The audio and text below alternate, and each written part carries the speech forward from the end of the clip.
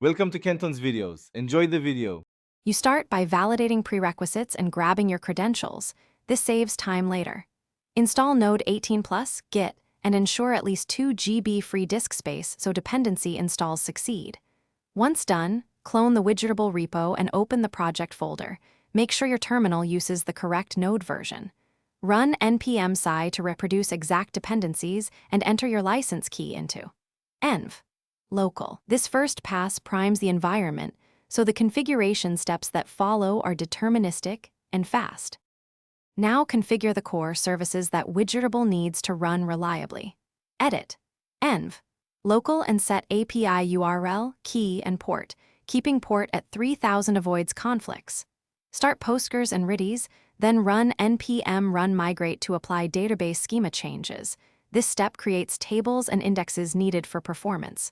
Once migrations finish, seed sample widgets to verify endpoints. Make sure dependent services are reachable from the app container, because network issues are the most common blocker during this middle phase.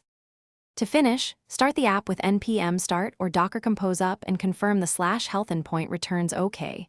This proves the service is live. Enable HTTPS if you expose Widgetable externally, using a proper cert or a dev tunnel for testing. Once running, create a test widget and exercise the create/read flows.